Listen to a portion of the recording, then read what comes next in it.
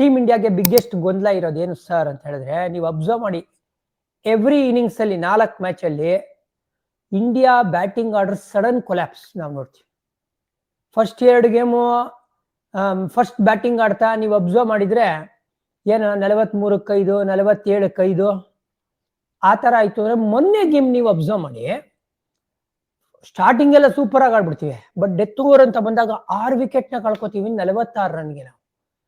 So ಈ ತರ batting collapse ಆಗುವಂತ ಇಂಡಿಯನ್ ಟೀಮ್ ಅಲ್ಲಿ ಒಂದು ಎಕ್ಸ್ಟ್ರಾ ಬ್ಯಾಟರ್ ನ ಕೂರಿಸಿ ಜೆನ್ಯೂನ್ ಬೌಲರ್ ತರಬೇಕಾ ಅಂತ ಒಂದು ಪ್ರಶ್ನೆ ಬರ್ತಾ ಇದೆ.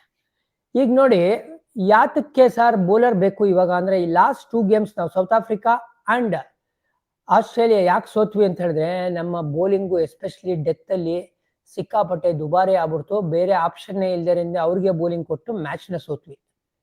ಕ್ರಾಂತಿ ಗೌಡ್ ಅವ್ರದ್ದು 8.5 ಇದೆ ಎಕಾನಮಿ ಡೆತ್ ಅಲ್ಲಿ.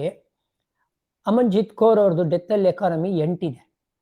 ದೀಪ್ತಿ ಶರ್ಮಾ ಒಬ್ರೇನೆ 5.5 ಇಟ್ಕೊಂಡಿದ್ದಾರೆ. ಸೊ ಈ ತರ ಇರುವಾಗ ಬೌಲಿಂಗ್ ಒಂದು ಆಪ್ಷನ್ ಬೇಕು ನನಗೆ ಅಂದ್ರೆ, ಜೆನ್ಯೂನ್ ಬೌಲರ್ ರೇಣುಕಾ ಸಿಂಗ್ ಆಡಿದಾಗ ಚೆನ್ನಾಗಿ ಮಾಡಿದ್ದಾರೆ ಅಗೇನ್ಸ್ಟ್ ಪಾಕಿಸ್ತಾನ. ಬಟ್ ಈ ಬ್ಯಾಟಿಂಗ್ ಕೊಲ್ಯಾಪ್ಸು ಕೂಡ ನಾನು ನೋಡಿದ್ರೆ ನನ್ನ ಬ್ಯಾಟಿಂಗ್ ಡೆಪ್ತ್ ನ ಕಾಂಪ್ರಮೈಸ್ ಕೂಡ ಮಾಡಕ್ಕಾಗಲ್ಲ. ಹಾಗಾಗಿ ಐಡಿಯಲ್ ಕ್ಯಾಂಡಿಡೇಟ್ ಯಾರು ಸರ್ ಅಗೇನ್ಸ್ಟ್ ಈ ಇಂಗ್ಲೆಂಡ್ ತಂಡ ಅಂತ ಹೇಳಿದ್ರೆ, ನನಗೆ ಅರುಂಧತಿ ರೆಡ್ಡಿ ಅಂತ ಅನ್ಸ್ತಾ ಇದೆ. ಈ ಒಂದು Radha Yadav scheme of things ಅಲ್ಲಿ ಇದ್ರೂ ಕೂಡ ನನಗೆ ರಾಧಾ ಯಾದವ್ಗಿಂತ ಯಾಕೆ ಅರುಂಧತಿ ರೆಡ್ಡಿ ಮೇಲೆ ಒಲವು ಅಂತ ಹೇಳಿದ್ರೆ, ಒಂದು ಬೇಕಾದ್ರೆ ಅವರು ನಿಮ್ಗೆ ಪವರ್ ಪ್ಲೇ ಆಗ್ತಾರೆ, ಮಿಡ್ಲ್ ಓವರ್ಸ್ ಅಲ್ಲಿ ಆಗ್ತಾರೆ, ಆಮೇಲೆ ಡೆತ್ ಅಲ್ಲಿ ಸಖತ್ತಾಗಿ ವೇರಿಯೇಷನ್ ಗಳನ್ನ ಇಟ್ಕೊಂಡಿದ್ದಾರೆ. ಸೊ ಡೆತ್ ಅಲ್ಲಿ ಕ್ರಾಂತಿ ಅಥವಾ ಅಮನ್ಜಿತ್ ಕೌರ್ ಕೈ ಕೊಟ್ರು ಅಂತ ಹೇಳಿದ್ರೆ ಅರುಂಧತಿ ರೆಡ್ಡಿ ಬರ್ಬೋದು. ಆಮೇಲೆ ಡೀಸೆಂಟ್ ಆಗಿ ಬ್ಯಾಟಿಂಗ್ ಆಡ್ತಾರೆ ನಂಬರ್ 8 ಅಲ್ಲಿ.